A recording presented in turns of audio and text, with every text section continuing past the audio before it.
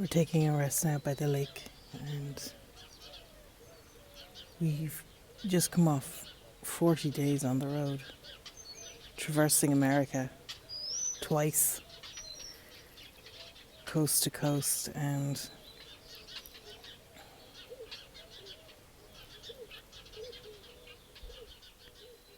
there was a lot of transformation and healing. And I think the thing with forgiveness is that it's never always obvious to the character in the story what's truly being released and healed in the acceptance of forgiveness as the mind experiences it. And so it's very important to just let your part play through. And yet, in seeming retrospect, things come to light. There's a dawning on the mind of a shift. There's an awareness of a change in perspective. And then there's also a very fresh look at what seems calcitrant and is unchanging and not necessarily in a helpful way. Stuck. And we felt this great liberation of completion of the assignment that we'd been given for those 40 days, and the sheer willingness to stay in that welcome state of mind as we encountered whatever lay before us. And there was definitely a strengthening of our relationship and our ability to roll with the punches.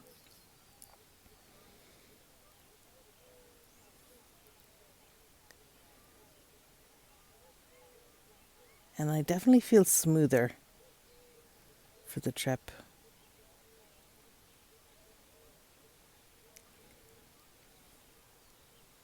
Like a 40-day spa for the mind, where you're polished up and scrubbed clean and wrapped in a big fluffy towel.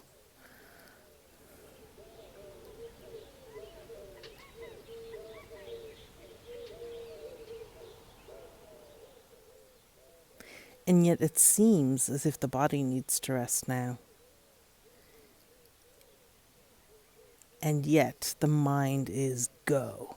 The mind is exhilarated and renewed and freed up. And so there's an incredible go energy.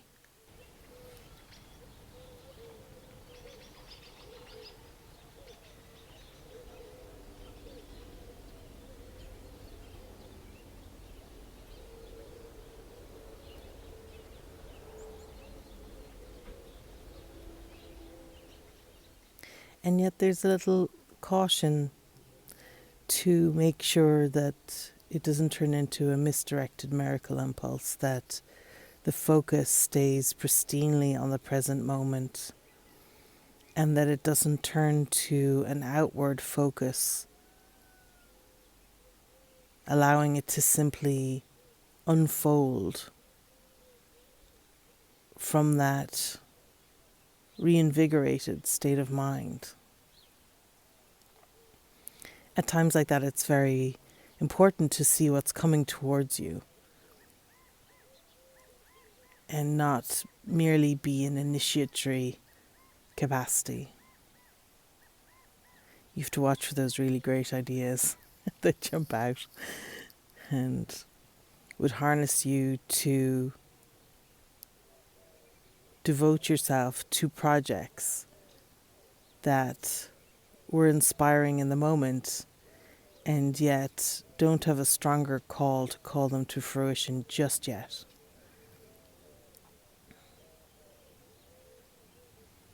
And I really feel it's times like this where we can become very good attentive followers, very much in second place, very much one tiny baby step at a time, feeling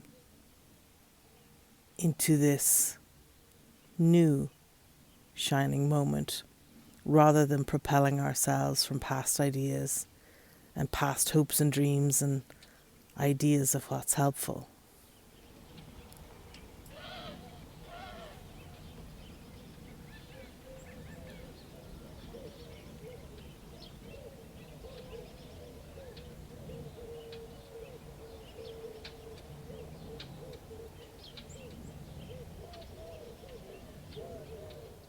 It's really important to continuously stay open to the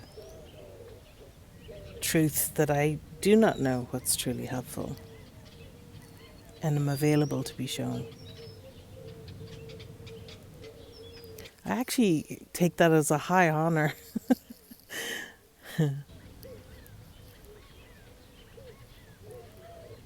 Rather than a demeaned role.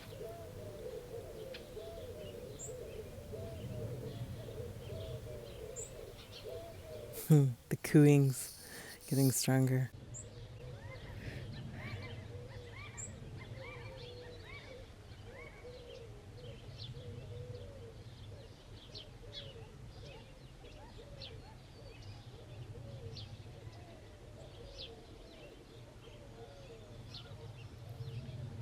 So many beautiful birds flying by.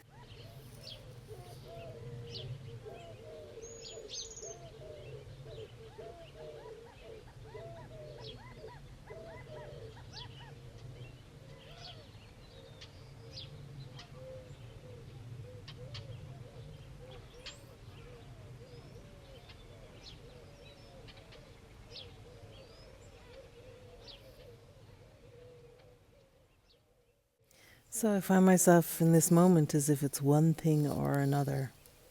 Do or don't do. And that's always a trap for the mind. That push-pull of action or inaction. As if they were different. As if it wasn't all the same.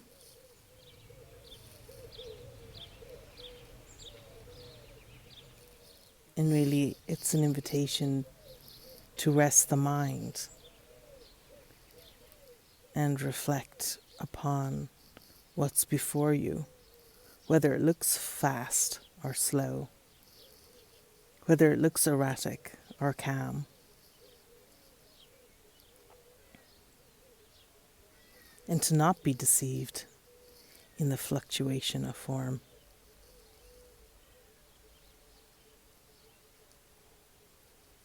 The ever-changing thingness bouncing about before you.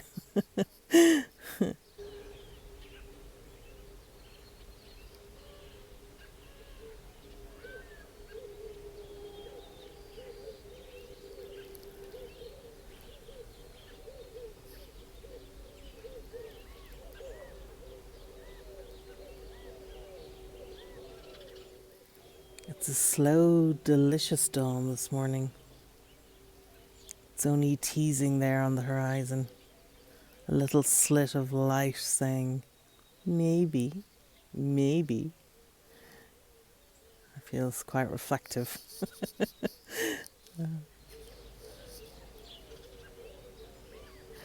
And maybe not.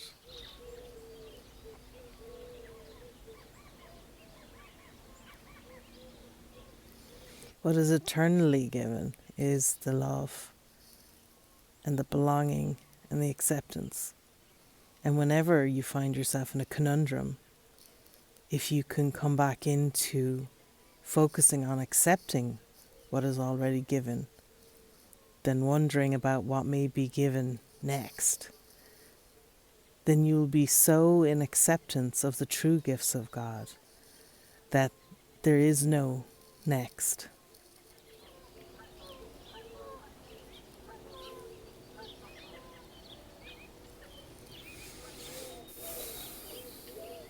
And just staying in the now.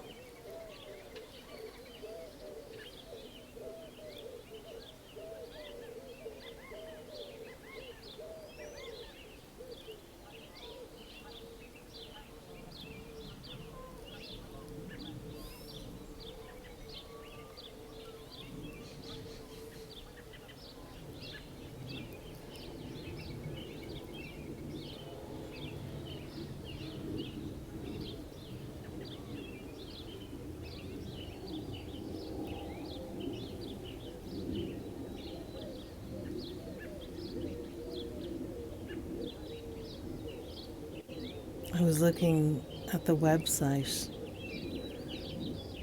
of one of the leading retreat centers in America, and I was being led down through what they offered.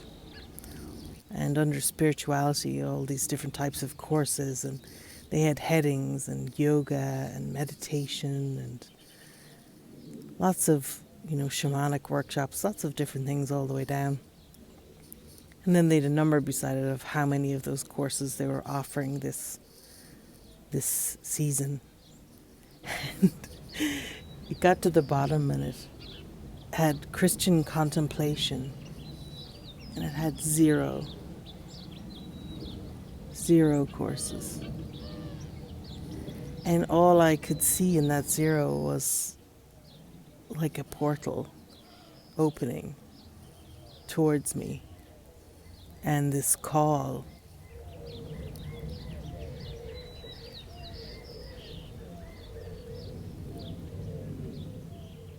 This call to connect. And so you never know where the call is going to come from or what it is truly for. And so my function is simply to stay open and alive to that call, because that answer is for myself. And whether you seem to be making the call or making the response of love, it's intimately the same.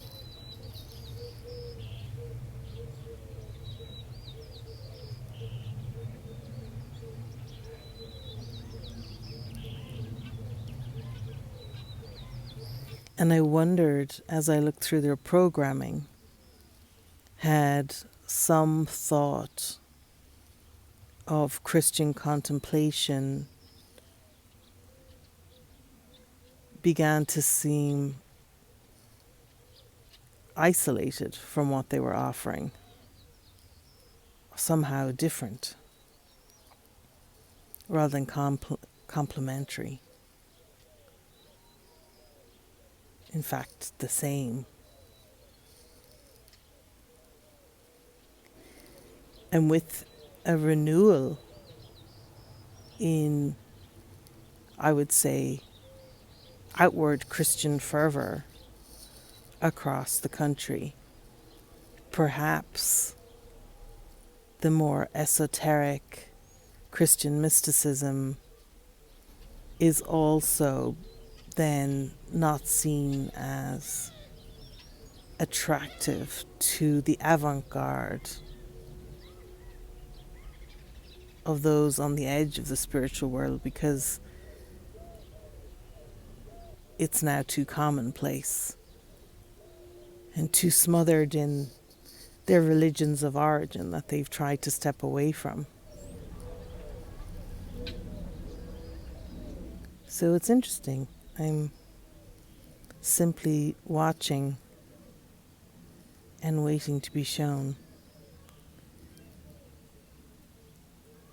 And just like on the screen here, the portal through which I expected the sun to arise is closing ever so lightly. And above, it looks like the sun is about to break through, way above the horizon.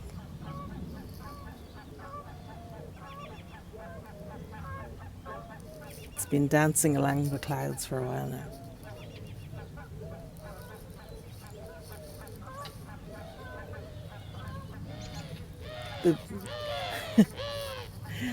The birds always get super excited just as it cracks, so I'm hoping you'll be able to hear it.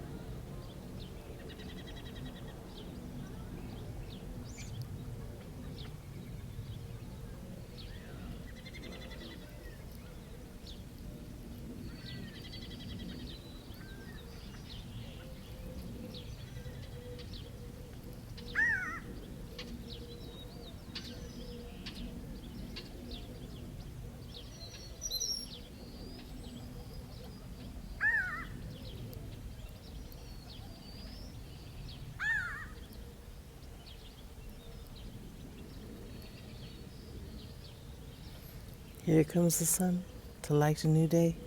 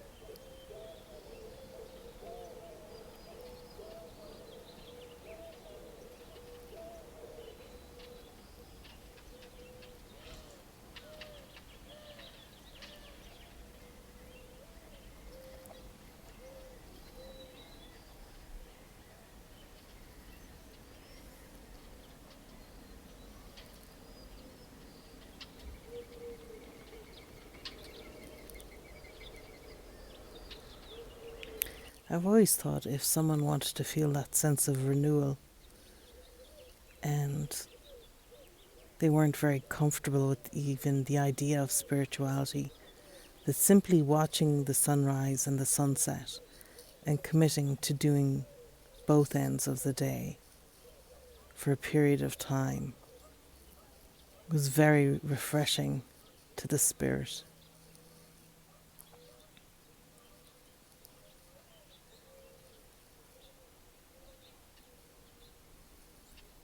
It's a meditation without knowing you're meditating.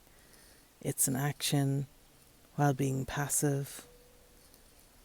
It can be external or internal depending on the environment you have control over.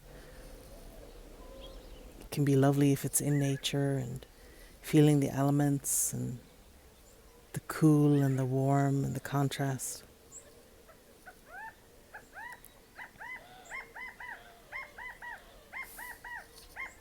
And the birds.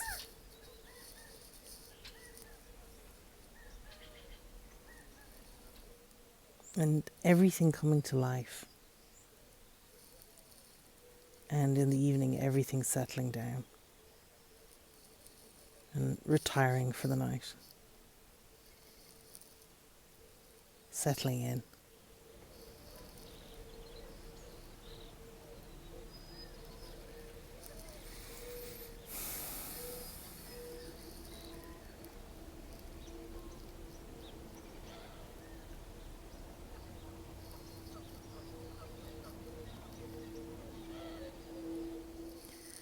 I come from a Celtic culture where there's no separation between nature, mysticism, and Christianity, where in order to be brought to the people, it had to be so incorporated into the beliefs that were already present that it became a very living, vibrant, energized Christianity. And that's why after the teachings came to Ireland, they then sprung out in so many different directions, with monastic orders bringing them all over Europe.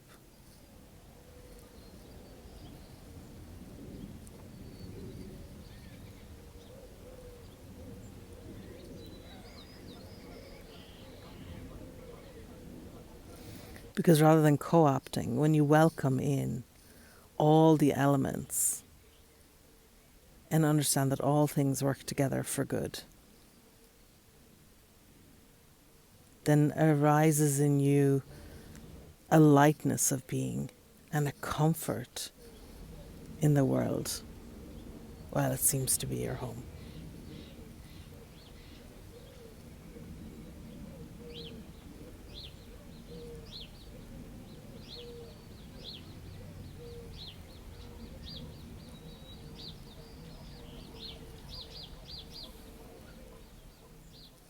Everything can be equally seen as God's instrument for peace, if you want to use it that way. If you want to receive it that way and offer it that way.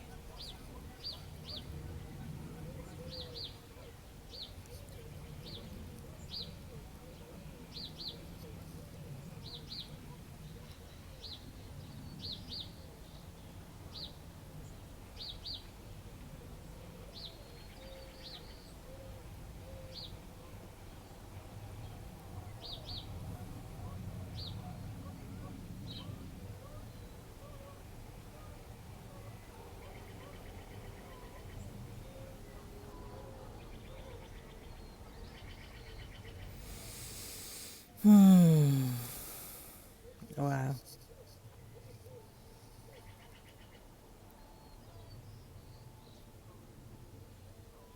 Absolutely love staring into the sun with my eyes closed and the face lit and the light sparkling.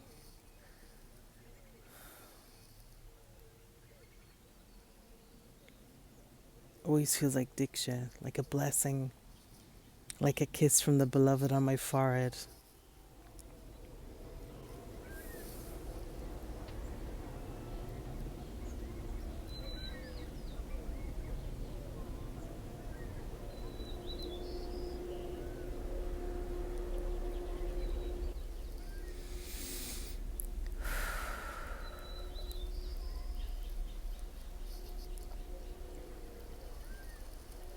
Morning is when I am awake, and there is dawn in me. It's Henry David Thoreau. And I think there's no mistake that I got Walden and the course on the same day.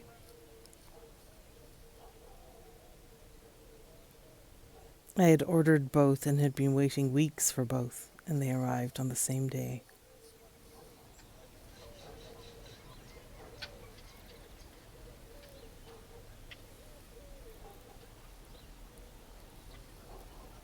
And as I read Walden as a brief relief from absolutely consuming the course, it was this beautiful balm of someone who'd gone to find out who they were in truth, and sitting with the Vedas at night and a blunt axe during the day, trying to face the reality of what life had to show him.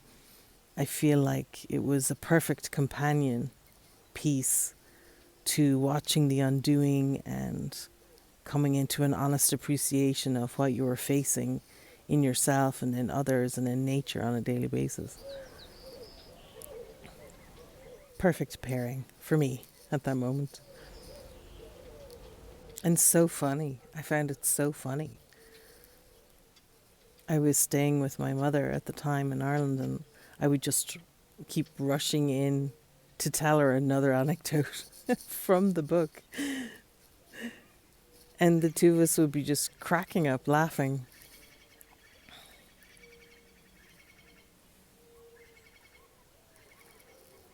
I've never studied Walden because it's not on the curriculum in Ireland, but I'm not sure if everyone found it quite as hilarious as I did, but the pathos, the human condition, can be very endearing and humorous. When authentically reflected, I think everything is humorous.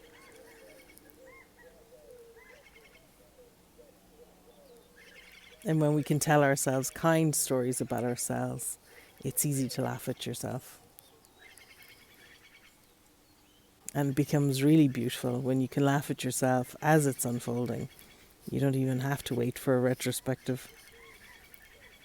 It's just plainly humorous, even though you may be having mixed emotions at the time. From that broader vantage point, there's just like, ah, ah, look at them all doing their best. Adorable.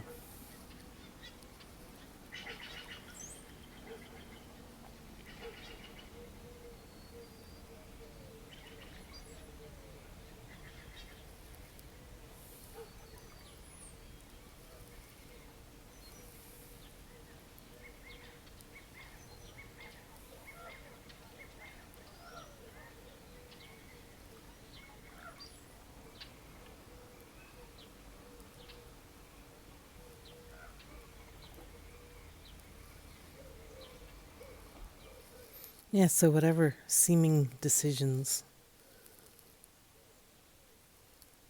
are being called in this moment in your life, definitely go for sincerity and watch for the seriousness.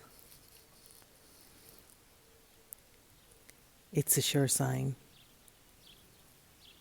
that you're misaligned and need to be comforted.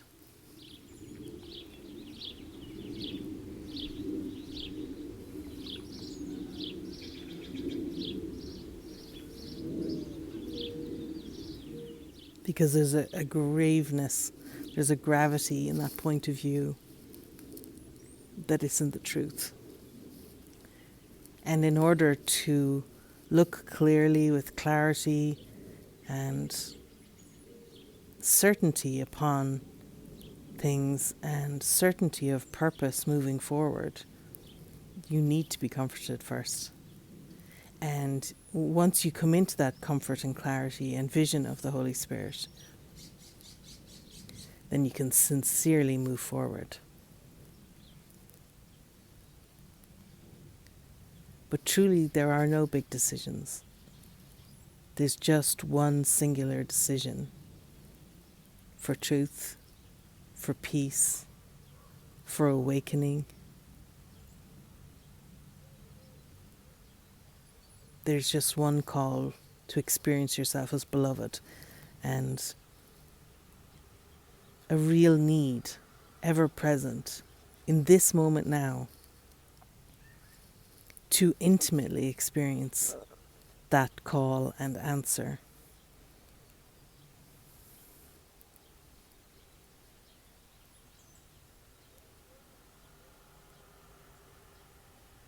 And forgiveness.